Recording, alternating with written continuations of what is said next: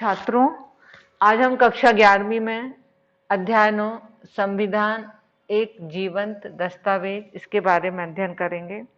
संविधान के बारे में हमने पूर्व में भी पढ़ा था कि संविधान क्यों आवश्यक है और उसको जीवंत क्यों बोला जा रहा है। जीवंत इसलिए बोला जा रहा है कि जिस प्रकार जीवित जो प्राणी होते हैं उनके जीवन में सामाजिक और राजनीतिक परिस्थितियों के अनुसार उनमें कुछ परिवर्तन होते हैं, वैसे ही हमारा संविधान, क्योंकि संविधान हमारा लिखित है लेकिन तो भी हम उसमें समय और स्थिति के अनुसार और आज की राजनीतिक परिस्थितियां, सामाजिक परिस्थितियों को ध्यान में रखते हुए हम उसको थोड़ा बहुत बदल सकते हैं। हमारे संविधान में थोड़ा सा लचीलापन भी है, तो किसी भी संविधान में परिवर्तन होते रहते हैं, इसलिए हम इसको क्या नाम देते हैं?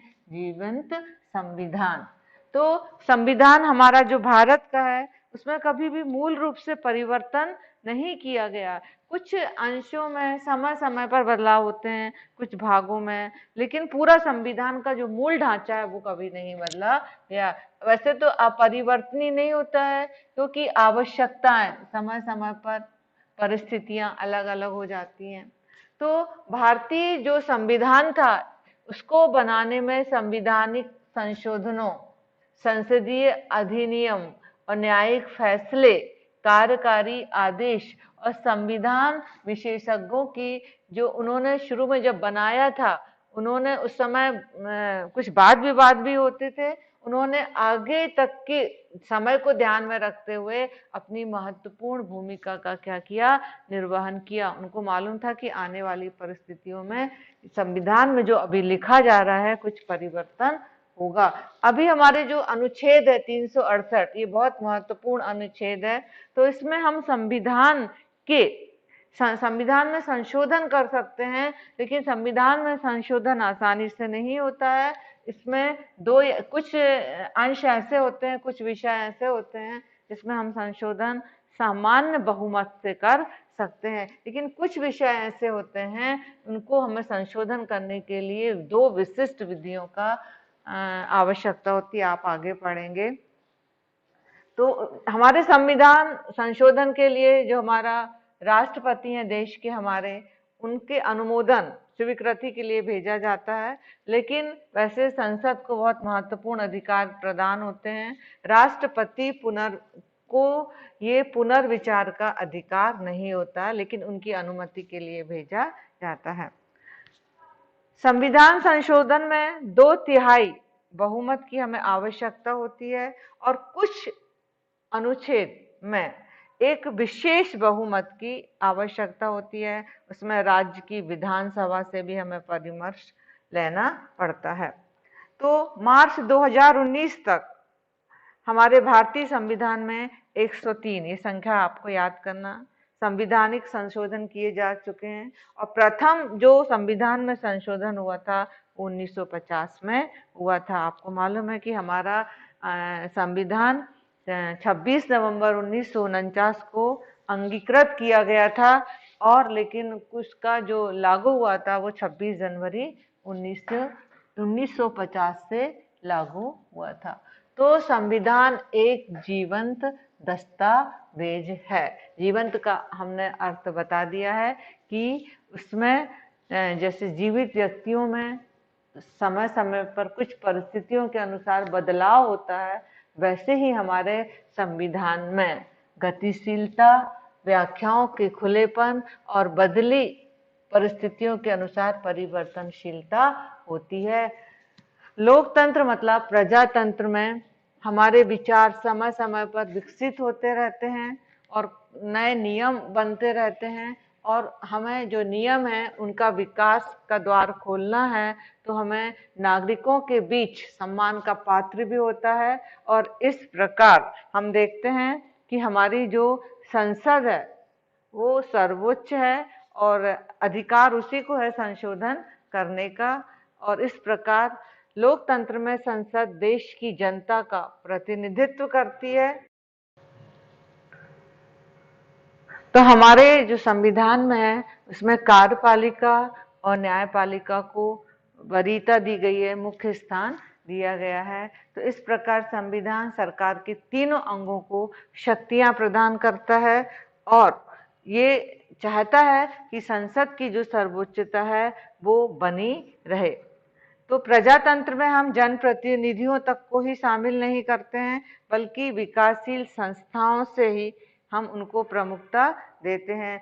सभी राजनीतिक संस्थाओं को लोगों के प्रति उत्तरदायी होना चाहिए और संस्थाएं और जनता को मिलकर कार्य करना चाहिए।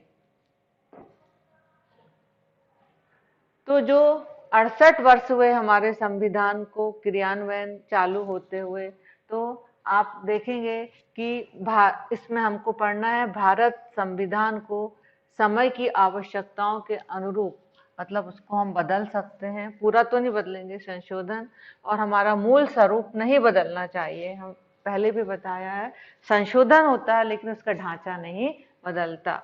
और संविधान की रक्षा होनी चाहिए, इसका न्यायपालिका महत्वपूर्ण भूमिका निभाता है। तो हमारा संविधान अपरिवर्तनीय है, ऐसा अपरिवर्तनीय होते हैं, मतलब उनको समय समय पर हम बदल सकते हैं, कुछ अंशों को हम बदल सकते हैं सामाजिक और राजनीतिक परिस्थितियों के तहत। आप एक उदाहरण ले सकते हैं, सोवियत संघ जो कि अभी नहीं है, 74 वर्षों के दौरान उसमें संविधान को हमने 4 बार बदला। वहां पर कम्युनिस्ट पार्टी थी, तो 1991 में उसका वो पार्टी का प्रभुत्व समाप्त हो गया और सोवियत गणराज्य बिखर गया। उसके बाद वहां रूसी गणराज्य का नए सिरे से गठन हुआ और वहां पर 1993 में एक नया संविधान बना। और इसी प्रकार फ्रांस में भी 200 वर्षों के दौरान कई संविधान अपनाए और वहां पर सब्ज क्रांति के बाद 1793 में एक प्रथम फ्रांसीसी गणतंत्र वहां संविधान बना। 1848 में वहां पर दूसरा संविधान बना। ये उदाहरण के द्वारा आपको समझाया जा रहा है ताकि आपको अन्य देशों के भी संविधान के बारे में पता रहे।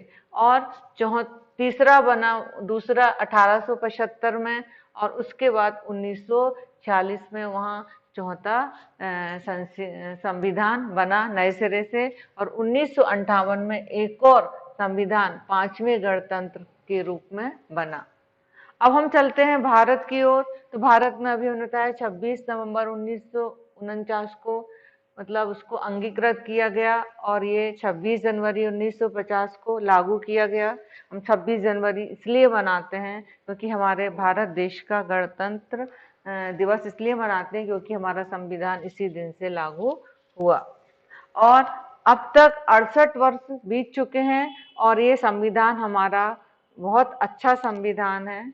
और सन 18 तक उसमें 2018 तक 101 संशोधन हुए और लेकिन 2019 मार्च तक इसमें 103 संशोधन हो चुके हैं।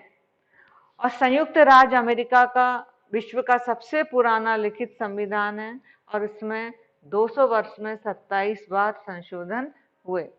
तो हम चाहते हैं कि बदली परिस्थितियों और आवश्यकताओं के अनुसार संविधान बदल जाते हैं, संशोधन किए जाते हैं। यदि हम संविधान स्थायी होंगे तो फिर हम समय के अनुसार उसमें नयापन नहीं ला सकते हैं। इसलिए संविधान को एक जीवंत संविधान कहते हैं। जो हमारा संविधान होता है उसमें समाज की इच्छाओं और आकांक्षाओं मतलब वो पूरी होनी चाहिए। सरकार के कामकाज के लिए एक आधार प्रदान करता है और भविष्य में होने वाली चुनौतियों का समाधान प्रस्तुत करने में समर्थ होना चाहिए। तो हमारे जो संविधान निर्माता थे, उन्होंने ऐसा संविधान बनाया जो वर्तमान की और साथ में भविष्य की समस्याओं के समाधान भी उन्होंने वहां पर सुझाया। तो संविधान को हम समय व परिस्थिति अनुकूल संशोधन की लचीलेपन और कठोरता दोनों हम उसको प्रदान किए गए संविधान में। तो जो भारतीय संविधान है वो लचीलापन भी है और उसमें कठोरता भी है। अब हम पढ़ेंगे भारतीय संविधान में संशोधन कैसे किया जाता है। इसका वर्णन हमारे संविधान के अनुच्छेद 368 में दिया गया है कि विशेष रूप से उसमें अनुमति रहती है, विशेष प्रक्रिया से हम संविधान में संशोधन कर सकते हैं। हमारा संविधान लचीला भी है और कठोर भी है। अमेरिका का संविधान कठोर है, बहुत मुश्किल से परिवर्तन होते हैं। इंग्लैंड का लचीला है, आसानी से परिवर्तन किए जा सकते हैं। और हमारे भारत देश में लचीलापन और कठोरता दोनों का क्या है, सम्मिश्रण है। पंडित जवाहरलाल नेहरू ने कहा कि हम संविधान को कठोर तो बनाना चाहते हैं, लेकिन हमेशा के लिए वो वस्तु स्थायी नहीं हो सकती, कठोर नहीं हो सकती, क्योंकि इसमें हम इतना कठोर भी नहीं बना सकते कि ये बदलती हुई परिस्थितियों के अनुरूप बदल ना सके। अपने निर्माण के 10 वर्ष पश्चात प्रत्येक संविधान पुराना हो जाता है, उसे आवश्यकता अनुसार परिवर्तन करके ही वर्तमान के अनुकूल रखा जा सकता है। तो हमें संशोधन करना है। इंदिरा गांधी ने इस बारे में कहा था कि संविधान जनता की इच्छाओं का दर्पण है और जनता की आशाओं और आकांक्षाओं के अनुरूप संशोधन उसमें होना चाहिए। अब हम भारतीय संविधान में जो संशोधन की प्रक्रिया है वो 3 प्रकार से हो सकती है। संसद के साधारण बहुमत द्वारा, दूसरा संसद के विशिष्ट बहुमत द्वारा और संसद के विशिष्ट बहुमत और विधान मंडल की स्वीकृति द्वारा संशोधन की प्रक्रिया। तो ये तो जो जितने भी सदस्य हैं उनका 2/3 बहुमत होगा। कुछ सामान्य विषय हैं उन पर हो जाता है, लेकिन ये दोनों के लिए हमें संसद के विशिष्ट बहुमत की क्या होती है, आवश्यकता होती है। तो इस प्रकार राष्ट्रपति के लिए संशोधन की प्रक्रिया में संसद के जो होते हैं सदस्य उनके द्वारा पारित करके उसके बाद हमें राष्ट्रपति को स्वीकृति हेतु भेजा जाता है। और इस प्रकार प्रत्येक सदन के साधारण बहुमत द्वारा पारित होने तथा राष्ट्रपति के स्वीकृत मिल जाने पर संविधान के अनुच्छेदों में हम क्या कर सकते हैं, संशोधन कर सकते हैं। ये पहला पॉइंट था कि कोई भी साधारण बहुमत द्वारा हम संविधान को क्या कर सकते हैं, संशोधित करते हैं। ये एक सामान्य विषय है। आप देखिए, अब ये इसको ऐसा टेबल पे बना दिया है। 3 प्रकार हैं। जो विशिष्ट बहुमत हैं वो अनुच्छेद 368 में लिखे हुए हैं। संविधान में 22 अनुच्छेद ऐसे हैं जिसमें हम साधारण बहुमत द्वारा संशोधन कर सकते हैं, जैसे कि नए राज्यों का निर्माण, राज्यों का पुनर्गठन, विधानमंडल के द्वितीय सदन। आपको मालूम है राज्यों में विधानमंडल का 2 विधानसभा होती है और एक विधान परिषद होती है, तो कहीं कहीं दोनों हैं और कहीं कहीं एक है। भारतीय नागरिकता, अनुसूचित जातियों और क्षेत्रों से संबंधित समस्याएं और न्यायाधीशों के वेतन, ये सब एक साधारण बहुमत के आधार पर उनको हम संशोधित कर सकते हैं। फिर है विशिष्ट बहुमत द्वारा संशोधन की 2 प्रक्रियाएं हैं।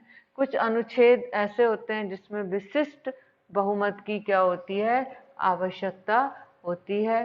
तो ये प्रत्येक सदन के जो कुल सदस्य हैं उनका बहुमत, उपस्थित और मतदान करने वाले सदस्यों के 2/3 बहुमत होना चाहिए, तो ये संशोधन पारित हो जाता है और राष्ट्रपति इसे स्वीकृत कर देता है। तो इस प्रस्ताव के अनुसार संविधान में संशोधन किया जा सकता है। इसमें जो विषय आते हैं जैसे मौलिक अधिकार, नीति निर्देशक तत्व, न्यायपालिका की शक्तियों से संबंधित अनुच्छेदों में हम इस प्रकार विशिष्ट बहुमत से उनको संशोधित कर सकते हैं।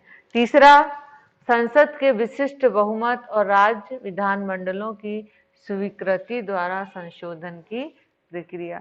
कुछ अनुच्छेद ऐसे हैं, कुछ विषय ऐसे हैं कि हमें ये संसद का विशिष्ट बहुमत और विधानमंडल के द्वारा, हमें देखिए तो मतदान करने वाले सदस्यों का 2/3 पारित होना चाहिए उस नियम को, विधेयक मतलब जो अपन ने मांग की है।